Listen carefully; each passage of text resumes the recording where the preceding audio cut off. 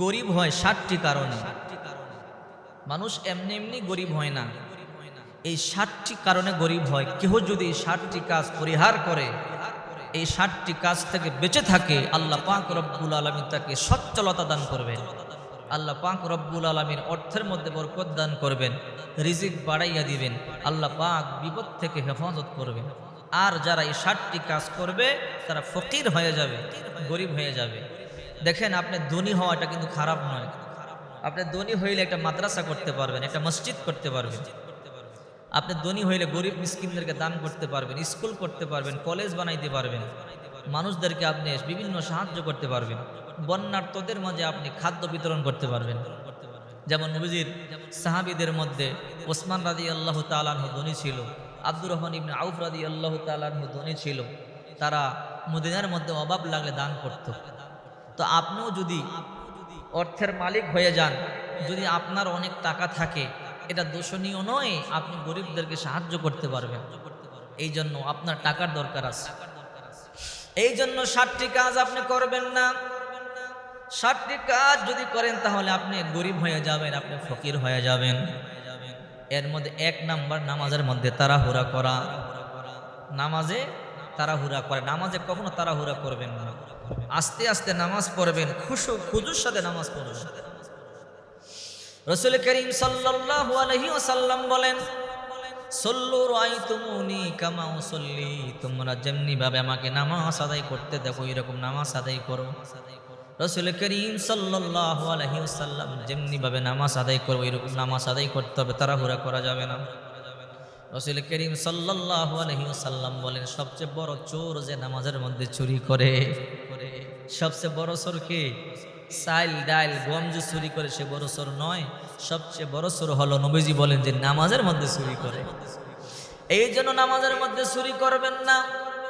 বিশ্বনবী মুহাম্মদ রাসূলুল্লাহ সাল্লাল্লাহু আলাইহি ওয়াসাল্লাম বলেন, নামাজে তাড়াহুড়া করা হলো সবচেয়ে বড় চুরি, রুকু সিজদা ঠিক মতো না করা। 60টি কাজ করলে আপনি গরিব হবেন। এর মধ্যে 1 নাম্বার নামাজে তাড়াহুড়া করা, নামাজে তাড়াহুড়া করবেন না।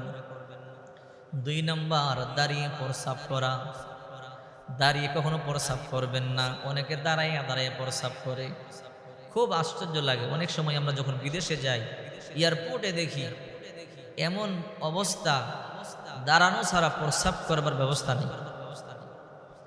এই জন্য আমি যারা এই কর্তা যারা আছেন, যারা এই দায়িত্বে আছেন, তাদেরকে অনুগ্রহ করে বলব, আপনারা মুসলমানদের জন্য বসে প্রস্রাব করার একটু ব্যবস্থা করেন।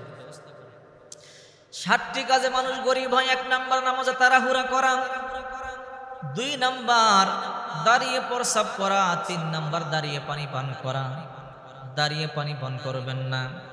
4 নাম্বার প্রস্রাবের জায়গার মধ্যে ওযু করা, অর্থাৎ যেই জায়গায় প্রস্রাব করে ওই জায়গায় ওযু করবেন না। যেই জায়গায় প্রস্রাব করে ওই জায়গায় ওযু করবেন না। 5 নাম্বার ফু দিয়ে বাতি নিভাবেন না। 6 নাম্বার দাঁত দিয়ে নখ কাটবেন না। 7 নাম্বার খাবারের শেষে পরনের কাপড় দিয়ে মুখ মুছবেন না। এই 7টা কাজ যে ব্যক্তি করে তার আয় রোজগারে বরকত হবে না। এই 7 কাজ যে করে আয় রোজগারে কি হবে না?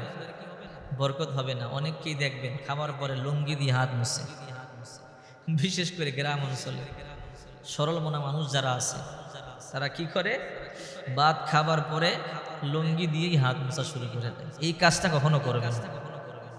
দাঁড়িয়ে পান করবেন না পানি, প্রস্রাব দাঁড়িয়ে করবেন না, এবং প্রস্রাব যেখানে করেন সেখানে আপনি ওযু করবেন না। অনেকে বলতে পারেন, হুজুর আমরা তো বাথরুমে ওযু করি। আসলে বাথরুমে ওযু করা ঠিক না, তবে যাদের অ্যাটাচড বাথরুম অর্থাৎ ওযু করার আলাদা জায়গা নেই, তারা কিভাবে বাথরুমে ওযু করবেন? যদি সম্ভব হয় একটা আলাদা ভিতরে পর্দা টানাইয়া দিবেন, পর্দা টানাইয়া ওযু করবেন। আর যদি পর্দা টানানোর অবস্থা না থাকে তাহলে আপনি বাহির থেকে ওযুর দোয়া পড়ে যাবেন বিসমিল্লাহ সহ, ভিতরে দোয়া পড়বেন না, ওযুটা করবেন। ভিতরে ওযু করার পরে এরপরে বাহিরে এসে আবার শেষ দোয়াটা পড়বেন, মনে থাকবে। ভিতরে দোয়া পড়া যাবে না, তবে চেষ্টা করবেন ভিতরে মাঝখানে একটা পর্দার ব্যবস্থা করতে পারেন কিনা। যদি হয় তাহলে ভালো হবে, উজু করার সময় পর্দাটা ফেলে দিবেন, এরপরে সবসময় পর্দাটা উপরে টানিয়ে রাখবেন। এই জন্য বলি 7টি কাজ কখনো করবেন না।